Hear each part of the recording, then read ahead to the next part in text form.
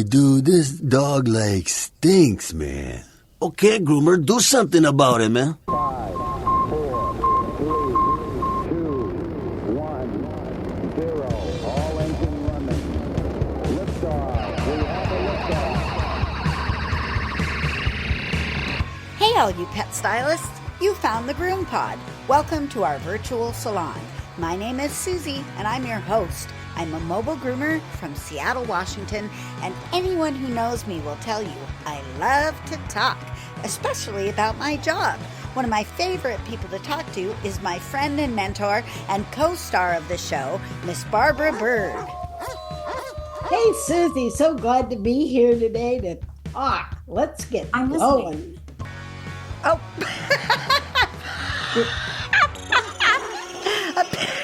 Siri thought I called her. Listen. Siri says she's listening, Barbara. Oh, welcome to episode 425 of the GroomPod. It's recorded on September 8th, 2024 in Snohomish, Washington, Simpsonville, South Carolina, and apparently Siri is with us today. I don't know where she is, but she's hanging out too. So this podcast is brought to you by our kind sponsors, Best Shot, Show Season, Precision Sharp, Groomer, and Stasco. And if you'd like to tip your podcasters and support us, you can do so at our website, thegroompod.com, where you will find a donation button that says Help Barbara Out Here, and the Patreon button where you can subscribe to the show support. This week, we're going to talk about the language of dogs in stress and the great divide between us and them. Or in other words, the language of people. What's new this week is brought to you by Groomore Software. If you haven't found Groomore, you're missing out. Groomore is an all-in-one software solution for your grooming business. Whether you are a solo mobile groomer or manage several shops, Groomore has everything you need. 24-hour online booking and forms, routing, credit card processing, reminders, Google Calendar and QuickBooks integration, and so much more. And the best customer service anywhere. Shop mobile or house call, Groomore has you covered. And they're giving us a free month. Just enter GroomPod22 in the coupon code. I have a new puppy, Barbara. Oh, no, you do. I do, and it's a Bichon puppy. You would love her. I'm excited. I am so very excited. This particular breeder, they've waited 2 years, and I think the lady thought they weren't actually interested because they didn't pester her with emails and phone calls every 2 weeks. So finally, when Buddy got really sick, this is the Buddy replacement dog. When Buddy got really sick, they started to call again, and the lady was like, oh, I didn't think you wanted a dog. Really? Because you're holding our deposit. You've had a deposit for like 2 years, lady.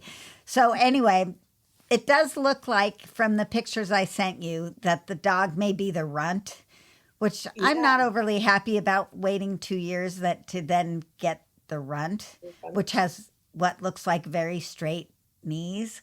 But she had a checkup this week and they said she was okay, but I'll feel a lot better next Friday when I go put my hands on her because I'm going to go have a visit.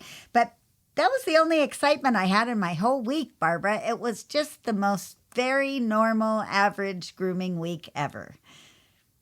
Well, my week was less about actual grooming and more in my mind.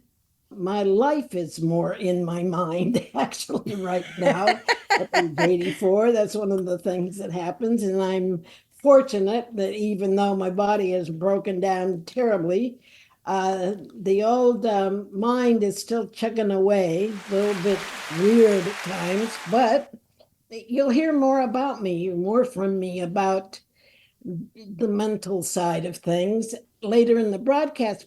But one of the things that happened to me is I ran across an update on our friend Brian Taylor, the Black groomer from Harlem that did the pup rescue tours around the country. I think he's done 3 of them now, 3 years of these. What's he call it? Let me go find him. I want to say he started in the pandemic. Yeah, he started during the pandemic, and it's called the Pup Relief Tour. but it has sustained itself past the pandemic. And he goes to mostly Black and minority communities and sets up and gets a group of community groomers together, and they groom a whole bunch of dogs for free for people that can't afford their grooming. And I think it's a wonderful application of service, extension of the service model that we work on. It's just that we get paid and have a whole viewpoint of our customers, and he has maybe a different viewpoint of his customers, and he isn't bothered by doing free stuff. So he's wonderful. And the exciting part is that he's now extended himself to go to Africa Wow. and introduce the Africans to the concept of pet grooming. You know, he comes from Africa. His family migrated from Africa, and now he's gone back, and he went back apparently last year, and he's going back again this year. There's, if you go to his GoFundMe page, which I wish you would, um, GoFundMe Pup Relief Tour, and you'll see a picture of him in Africa with all these great looking people holding like pictures of it looks like a doodle dog or something. Susie, we've got to get him back on the program because I want to know just like kind of what he ran into there. What kind of dogs do they have that they might be grooming? Because mostly, I think of African dogs as free in the village kind of thing. And Street dogs. street dogs, yeah, but maybe it's a little more personal than that. I want to know. I think I might be stereotyping. Oh my God. You know, what, me, the woke me? No. Well, that's cool. We'll have to reach out to him and see if he'll come back and talk to us. So here's what he's saying. He says, help us empower the next generation of African pet groomers in January 2025. Now, he doesn't have a report, so I don't think it's happened. Oh, no, 2025. Hello, Barbara. I'll edit Yeah, that. I'll be 85 that month, excuse me. He says, we're excited to announce that we are heading back to Nigeria and Ghana in early 2025 for another installment of our pet grooming education workshop. Our mission is to inspire and train a new generation of African pet groomers across West Africa. I love this. I love this that he's actually used his groomerness to connect him back to his people. You know what I mean? I mean, Yep. it's just so fucking cool. That's all I can say. So, yeah, I'm gonna send him a few bucks. I wish I had more, you Very know, nice. and I just encourage people to support Brian Taylor. I think he's a really worthy guy with worthy mission in life. He needs our support. When we met him, it was obvious he had great things in store for himself. He's a very aspirational, empowering person. He's very positive. He's a great role model. He's a perfect example of what you can do if you work hard. He's worked hard his whole life and he is achieving great things. Yeah, and he's setting goals for himself and meeting them because he believes in himself. I just can't say enough. So that's what I did. I just ran into that this week and it made my week. So hi to Brian. We're going to be calling you on the show again. I want to know what's going on. I did forget to mention the latest current event that was flying around the internet, and that was the groomer doodle lawsuit. Did you read about that? No, I missed that. Okay, well, something happened where there was some Oh, young doodle. something happened at a grooming shop, right? And then the customer is ending up suing the groomer. There was some apparent, now this is all hearsay because obviously I'm not there. So there was an apparent brush burning incident or clipper burn incident or something. The dog was very matted. They shaved it down and the skin erupted and, there was some kind of a something or other. And there's been a lot of talk about release forms. There's also a blacklisted client website that has been going up. There's a lot of animosity towards the clients right now because of this lawsuit. And I was wondering if that was maybe the cause of your choice for topic, but apparently it wasn't. No, yeah, my choice for topic was inspired by an article in Groomer to Groomer July magazine by Daryl Connor, who wrote about giving grace to pets and their people. And it's a long article. I think it's excellent writing. And she even gives tips. Don't automatically assume the worst in others. Think before you react. Oh my God. Let things go. That's why I have the tattoo behind my ears that says, fuck it. I think you should have put a tattoo on the front of your hand that said Q-tip. Q-tip is a good one. Q-tip. Yeah. Quit taking it personally. That's what that is, folks. If you haven't been with us for the whole ride, that's what that's about. Let things go. Don't expect the grace you offer to be recognized or reciprocated. I urge you to read the article, and I'm going to do a little preaching to you later on in the show about thoughts that inspired in me.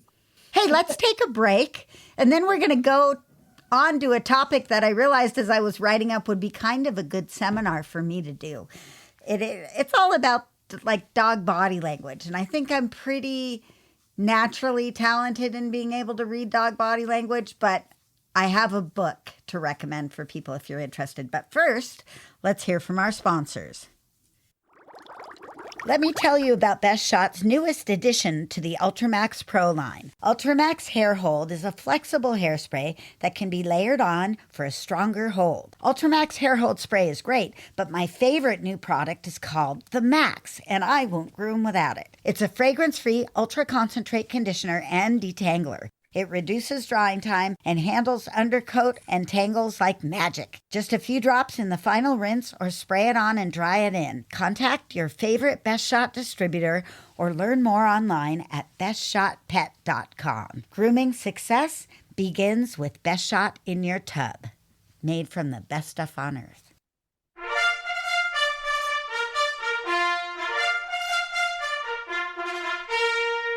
Ready, groomers? Here comes our first appointment. What we do is stressful to most of our pets. Most of the dogs we handle, some part or aspect of grooming or being away from their humans or the process in general is stressful. And it's just kind of built in. It's part of what we do. And it's a scary, noisy, insulting, assaultive, and confrontational event to go to the groomer. It really is. There's a lot going on when they come in and see us. And as part of our job, and if there's an oath, it would be to mediate some of these stresses for the dogs that are going through the process in our care. And to do that, we must effectively learn to speak dog, at least somewhat speak dog. If we do learn to speak dogs, it'll help us to make decisions that can avoid accidents, because when accidents happen, it's usually caused by a behavior issue. And that's when people, pets, and stuff get broken. We get broken, they get broken, stuff gets broken, gets expensive that way. And we owe it to the dogs to make a better experience for them. So there's no bad dogs necessarily, but they're dogs that have a difficult time with the process, as Christine Neumeier Smith would say. And reading the dog language, reading their body language, what they're trying to tell us is so important. And a long time ago, I got a book, and it is called Canine Body Language, a photographic guide. And it is filled with pictures of dogs and assessment of their body language. It is so much fun to go through this book. I love it, and I refer to it quite often. It's by Brenda Aloff, Aloff, and it's, like I said, Canine Body Language, a photographic guide, interpreting the native language of the domestic dog. It's a great book. I recommend it to everybody who's interested in this at all. So dogs are talking to us all the time. From the minute they come in our shop, they are communicating with us, and it's important to pick up on those signals that they're sending. You have to tune into the dog before the groom, get a connection. Check in with the dog during the process. Acknowledge what they're feeling and put on the brakes when needed. Do you ever take the time to give a dog a break during the process when you see him having a difficult time? I do, because it gives me a chance also to take a few deep breaths and just change the energy a little. Sometimes I'll just move to a different part of the dog. Yeah. Sometimes I'll just step back and take a sip from my Pepsi, talk to him, just take the pressure off a little bit. Sometimes that really helps for nervous and stressful dogs. Since they mostly can't speak. Oh, hey, speaking of mostly not speaking, have you seen the dogs with the word buttons that they push with their feet? I have, but not in a long time. Is there recent stuff going on with that? There is a particular dog on YouTube whose name is Bunny, and she's either an Old English sheepdog or an Old English sheepdog poodle. I can't quite tell. And her vocabulary is extensive, and she asks questions like Huckleberry, hush. Speaking of communication, like she'll ask where the cat went. She asks for medicine when her ear hurts. She asks for her friend. She asks when dad is coming home. She asks questions, resonant thinking questions. Wow. And she's an Old English sheepdog of some sort. She's not even like one of the top brilliant reasoning dogs out there. And yet she's learned to use these buttons to communicate, and it's amazing to watch. So I watch a lot of her. There's also a cockatoo that speaks with a tablet. She touches the pictures on the tablet. She says she has ouch. She says where the ouch is. She says she's afraid of lightning. She makes up story. Did you get the one I sent you about the dogs driving, that they taught to drive? Yes.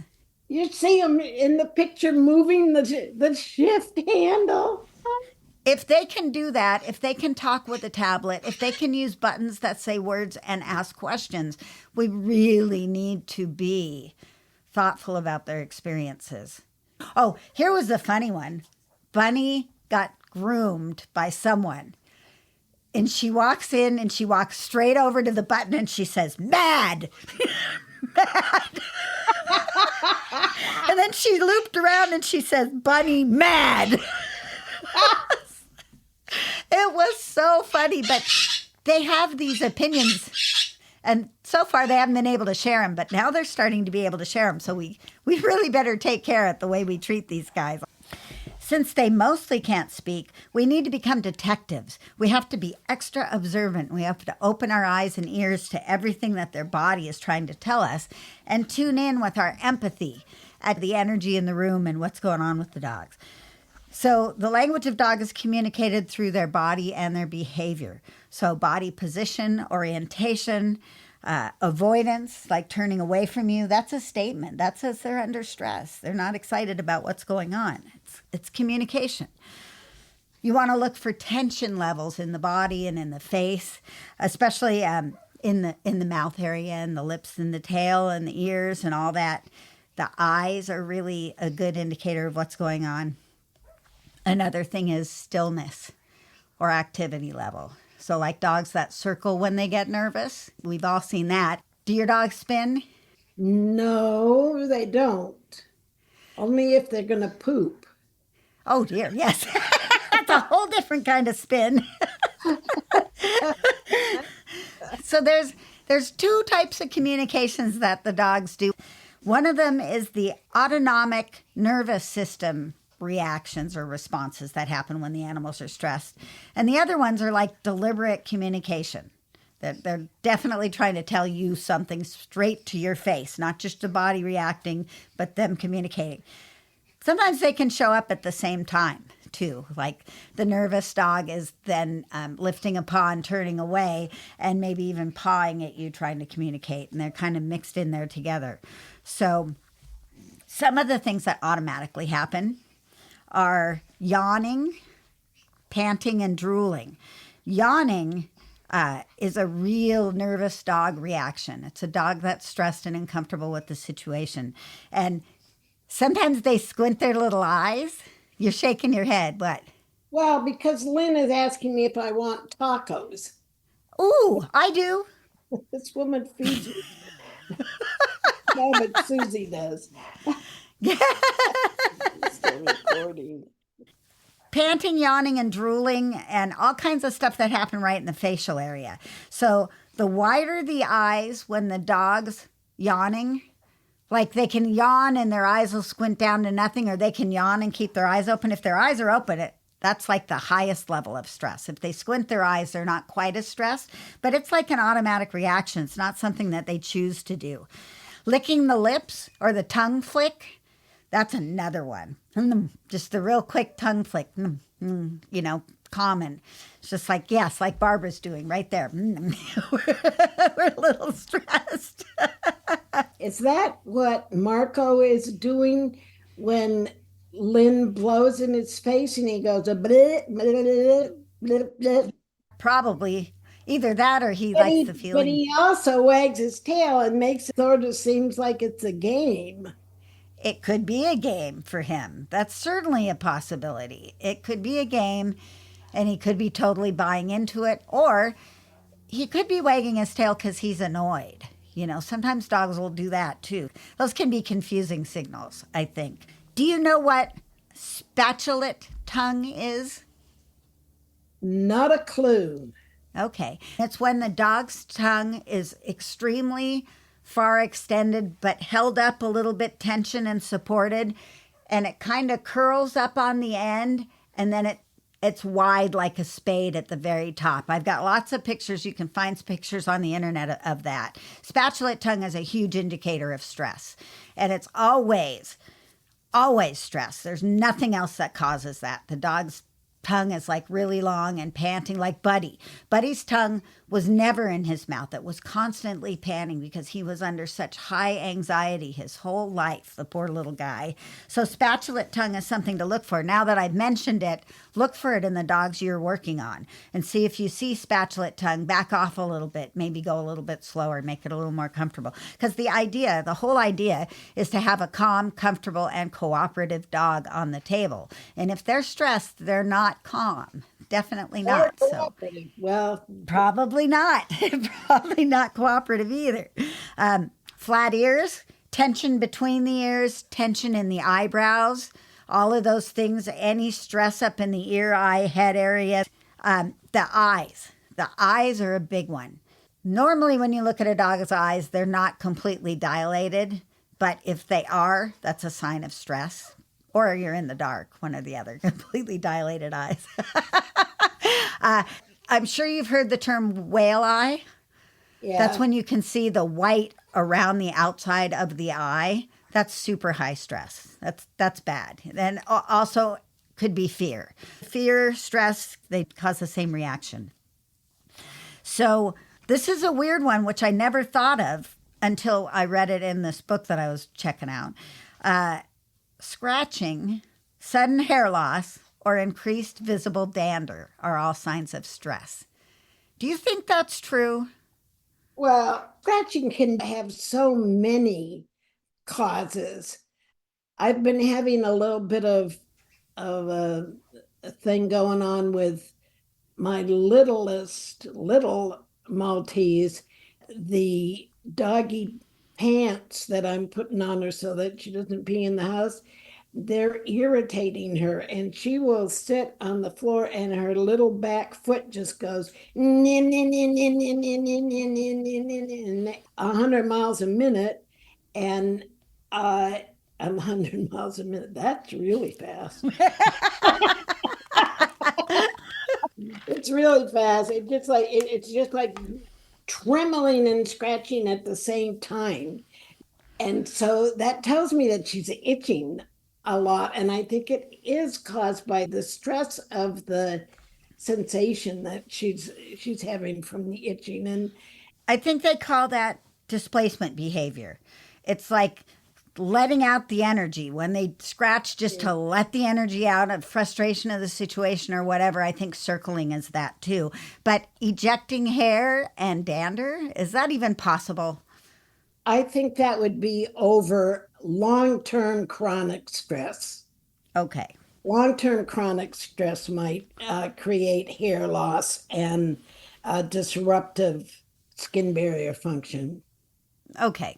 So then the other thing is rounded top line, tail tucked under, general tension. Looks like they're ready to bolt.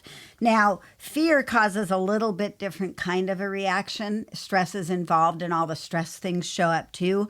But with fear, they squint and they look away from you. They'll squint and look away as if you're going to hit them, which is why people are always like, "Oh, he was abused at the former house." No, he's just afraid of the situation. That's all that is. Oh, he's just afraid of you. I was going to say that, and then I pulled it back. They squat down in the rear and tuck their tail in. There's an overall stillness and tension. You know, you can feel the air is thick with anxiety, and you just don't know what to predict. This is extreme fear now. Everything is exaggerated with extreme fear, and they will usually choose to back themselves into a kennel or against a wall or into a corner. So they've got something that they're backed into, and they'll drop their head and they'll show the whole whites around their eyes. And in this case, that's very unpredictable time for a dog. And you really need to back off if that's happening. Don't pressure. That's where you need the catch pole, get them somewhere safe, and let them decompress and calm down, because that's just too much. And then there's one more level, and that's when they shut down. Shutting down is not a good thing. They won't engage with you. They won't look at you, make eye contact. They turn away at every time they try to get to the farthest part of your table. If the object of the game is to make the experience better for them, this is the opposite of that. This is bad teaching. You're teaching them bad habits. They're teaching them to be afraid. And we want to watch for that. If your dog is shutting down, you lose. Yeah, so you don't want to ever get to that point. Keep in mind, you're working towards calm, comfortable, and cooperative. If you're not getting calm, comfortable, and cooperative, take a step back, give the dog a break, try to reassess why they're having this behavior and approach things in a different way. Peeing. What about peeing? Peeing is a definite sign of anxiety, stress, and high fear. I don't think I've had a dog pee on my table. Oh, wait, I take it back. I had an incontinent dog pee on my table yesterday. There's a difference between fear peeing and incontinence. Right, right. And also the greeting pee. I get the occasional greeting pee where they come over, they roll on their back, and they do a little pee. That's like great. Pee. That's submissive pee. When they roll on their back, isn't that submissive? I think so. I think I would consider that the ultimate of deference. Here's Susie. I'm going to turn upside down and pee a little. And Marco does that when he doesn't want to go in his crate, and I ask him to go in his crate, and I go to him while he lays on his back, and he gives me this, "You wouldn't hurt a little puppy, would you?" He's 11 years old. "You wouldn't hurt a little puppy, would you?" With his arms going, it's the cutest thing. That's the problem. It's adorable. It kind of keeps me from being able to pick him up. It's so there's a lot going on with that little behavior. It's cute. It deflects. It makes me be happy, and then maybe I'll let him stay out. And it makes it hard for me to pick him up, so I have to kind of drag him across the floor. So I'd say that these communication symbols or these body language things the dogs do, including pooping and peeing, usually not done by itself. Like the dog just doesn't get on your table and then all of a sudden pee. That's more likely that people didn't take it out to pee when they were walking it. Yeah. Unless the dog's body language is saying tension and the dog is panting and it has spatulate tongue and it's lifting its foot and it's turning away and it pees on the table.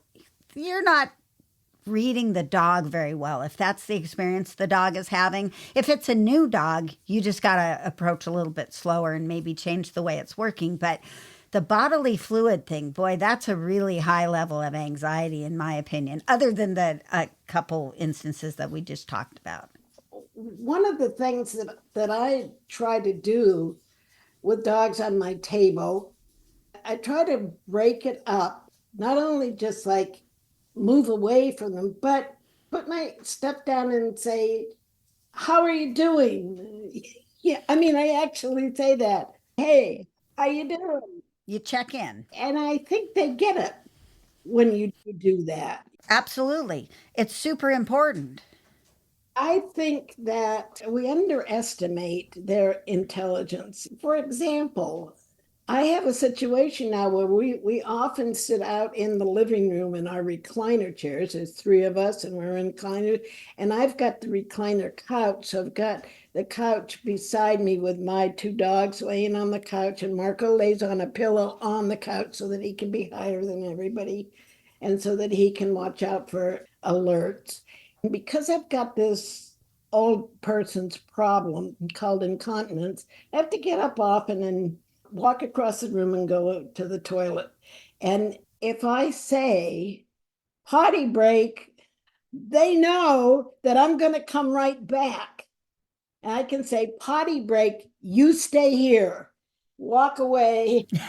And they'll be on the couch, on the edge of the couch, waiting for me happily when I come back, just because I've used the same words. Name and explain. So using the same words to express what you're going through is important, because if you use the same language, they have a better chance of grasping what the meaning behind that is.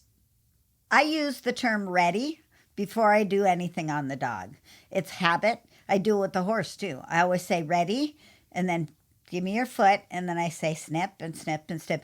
And I definitely include them in the process verbally because they do understand so many words, way more words than we think they do, especially as demonstrated by bunning the dog. Right. But it's not helpful if you over verbalize to them. Then it just becomes yada, yada, yada. Like Charlie Brown's teacher. Right.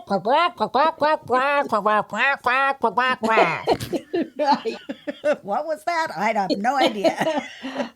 Choose your words carefully and repeat them. Be mindful, repeat, because learning is done through repetition, and give the dogs the benefit of the doubt.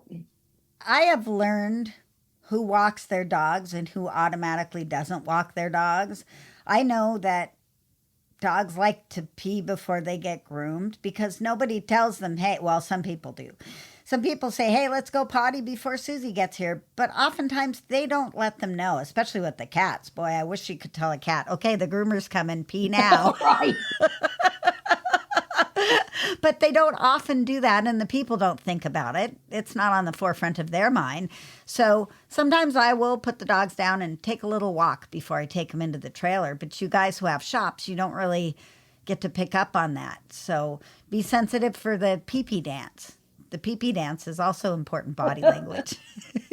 Yeah, and sometimes for those of you who have a stationary shop like I did, there's a difference between the bark that's get me the fuck out of here and I gotta pee. Yvonne always used to be able to pick up on the I've gotta pee bark. So I think this dog needs to go out. We take it out and right away, sure enough, so there's just a little bit of a different edge to the quality of the I gotta pee bark, because most dogs don't want to pee or poop in the crate. Definitely. If that happens, it's a mistake. And don't just blame the dogs. We're all in this together. And we miss their clues, they miss our clues. You gotta be able to let it go and love the dog anyway. Yep, it's true. We're not talking about aggressive, mean, vicious dogs here. We're talking about the ordinary. And we're only talking stress and fear because aggression and those other things and pain, they would be a whole nother hour's worth of talking about the symptoms and signals for that. And I want to do it. This is why I'm like, oh, I'm excited about dog body language. This is something that definitely piques my interest and I could talk about it. I don't feel like I can talk dog behavior, but I can certainly talk dog body language. That would be something I could do in the future. So, anyway, I just did it. Let's take another break, and then Barbara's going to go to her area of expertise where she talks people language. Show Season has a great enzymatic cleaner called Kennel Fresh. And you dilute it with warm water and it smells good. And then it evaporates to be a deodorant. As the Kennel Fresh dries, it's enzymatic. It eats the bacteria and the odor source. So it's really good stuff. You can use it indoors or out. Find it at your local distributors or showseasongrooming.com.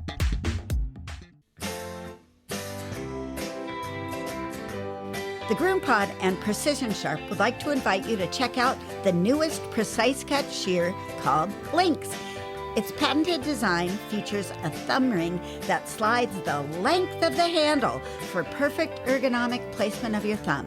Slide it, lock it into place, and get your best grooms on. Check it out at precisionsharp.com.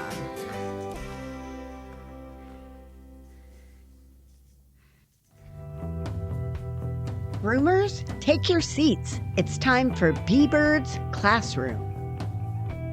Are you putting on your doctor coat? She's not a real doctor. She just plays one on the radio. On the radio, right. Well, today I am going to put on my psychologist and philosopher garb and talk to you a little bit about how words matter. We've just talked about how words matter for our dogs on our table and in our care, and that it's important to choose your words with your dogs, but it's also important to choose your words with your friends, family, and customers. So I'm going to read a little something that I've worked up. Psychologists have found that our subconscious mind interprets what it hears very literally. The words that come out of our mouth, therefore, create the reality we inhabit, for better or for worse. Unfortunately, it's often the latter, as we unconsciously sabotage our success. Simply, boy, that's hard for a person with dentures to say. Sabotage our success simply by using language that undermines our opinions, amplifies our problems, and chips away at our confidence to handle them. This was written by Dr. Margie Worrell. So words shape reality. I've often thought this, and finally I'm finding it written about by professional mental health people. Words shape reality. So do thoughts. The thoughts we have about ourselves and others greatly influence how we experience our reality. Now, I have a concept. It's called the Great Divide. The ultimate human divider is the notion of us versus them. Humans have been dividing themselves into tribes, clans, castes, social classes, etc. forever, since cavemen. Grouping, being us, and they're down the street, or actually they're over on the other hill, they're them.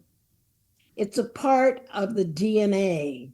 So fractionating and collecting in groups and in tribes and creating inner identities, that's in our DNA. In our country right now, the biggest divider we have at the moment is the Republican versus Democrat divide. Families are breaking up. People are choosing friends and losing friends on the basis of freaking political association. Political association has become a vicious divider of our country, and it will stay that way. Well, I won't go into that. It's just really bad right now because it's an election year. The power of this division has to do with the fact that political association has become a deadly us versus them divider. We think or believe that people of the other party or other group are misguided, misinformed, just wrong, stupid, weird, or even evil. So let's return to the fact that our words shape our reality. The more we apply negative adjectives to the other, the them, the more detestable they become. We may even say we hate them. Once we put a group of people in a box labeled bad, the less we can have any empathy or compassion for them. So it's careful not to box in people in these negative boxes to avoid the great divide that we tend to fall into during our lives. How does this apply to grooming? The great divide that exists in pet grooming profession is the us versus them of groomers versus pet owners. As people who have an affinity for animals and perhaps a less positive attitude towards persons, groomers often have negative opinions about those who pay for our services. Here are some conceptions we have of pet owners. They lie about home maintenance grooming. They don't value our services. They are cheap. They have unrealistic expectations. They don't appreciate how difficult grooming really is. They look down on us. They don't tip well. They don't listen or respect our recommendations. They think we are out for the fast buck. The list goes on and on. The more we think these negative thoughts about customers, the less we trust them, the less we like them, and the less we empathize with them. We cannot imagine ourselves in their shoes. And the more we speak these thoughts, the more power we give them. Words matter. Words have power, the power to lift up and to tear down, to build relationships or to dismantle them. No one can order another to have empathy or compassion. This is something that must be chosen. We can choose compassion. We can practice putting ourselves in the shoes of another. Today, I choose compassion. Today, I choose positive words and put away the negative ones. Feel free to correct yourself. Have compassion and forgiveness for yourself. You can be a less than perfect human being and be all right with that. But it takes practice. Practice self-love, compassion for customers, and compassion for the pets on our table. And I've already told you that I was inspired to write that by the article by Daryl Connor entitled Giving Grace to Pets and Their People in the July issue of Groomer to Groomer. So it's very worth reading and using as a tool to help us each become more graceful. I love it. That is well written, Barbara. It means a lot. Here's the thing, my parents canceled each other's votes out for 52 years. They voted opposite sides politically their whole entire marriage. And they loved each other and they stayed together and they died together. I mean, they didn't die at the same time, but they made it all the way to the finish line. And we've lost that. You wouldn't see that. And I mean, it breaks up marriages today. It wasn't even a thing for my parents that they voted differently. I know it didn't used to be as much of a thing as it is today in our country. Social media.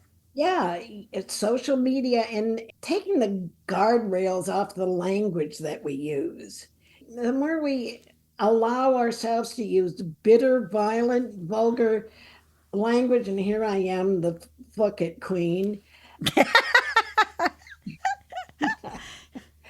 But I don't consider that to be a bad word. I consider it more in the old English way. Well, anyway, I excuse my. Everybody's entitled to one. That's mine. It was just a more common thing. There was more live and let live about politics. Politics has become a do or die, do like me or go to hell kind of a thing, and it shouldn't be. It's just your political association. It's just your vote. Your vote counts. Go ahead. Words count. Speak what you believe, but allow other people to believe what they do. To stay political for a minute, the whole Republican movement has to do underlying the grievance that many people feel about our government. That's their reality. You can't just deny that. And the liberals have a genuine compassion for helping people. And you can't deny that. You can't just kill that off, call it stupid or foolish. I'm a bleeding heart Democrat. Sorry, I said it on the podcast. I don't like or hate people on the basis of whether they agree with me on that. I'm probably more emotionally involved in whether we believe in science or not. I mean, I'm emotionally involved on issues like, is science real? Well, yeah, it has limits though, but it is real. By the way, there was a question on the GroomPod about, is it harmful to give buttermilk for tear stains? Is it helpful to Oh, the tear stain. Yeah. the tear stain question? And I want to say that I really did spend a couple of hours running through Google Scholar and trying to find any kind of science. There's no science to support the use of buttermilk to treat tear stains. But the good news is there's no science to disprove it either. The comments from people indicate that sometimes it works. So there's a lot of complicated reasons for tear stains, and sometimes the giving the buttermilk seems to make a difference, and many times it doesn't, but it doesn't hurt. And from what I've learned from my parents and the way they dealt with each other, is that it's almost impossible to agree with every single thing a person says. But if you discount their opinion because of that, then you are losing the ability to learn and compromise and make things work. So I think it's really important to remember that people with a different opinion than you, they still want to feed their children. They still want to live a nice life. They still want the basic human things that you do. And they'll be wrong on some things. You may be wrong on some things, but they'll be right on some things too. And don't throw the baby out with the bathwater. Right. And then I have another saying that I go by that I think might have been first said by the Beatles. And that's, we're all bozos on this bus. Never heard that. I like it. We're all bozos on this bus. We're on this bus and we're all bozos. So cut yourself and others some slack, and let's live the good life. There's something to learn from everyone, whether it's how to be or how not to be. So just be observant, be a good human, mind your manners. Well, and be mindful of your words, because I'm going to go back to words matter. They can hurt people like a knife in their heart, and they can lift people up like more than a raise in salary. Words matter. And if there's one thing that you can do to do self-therapy.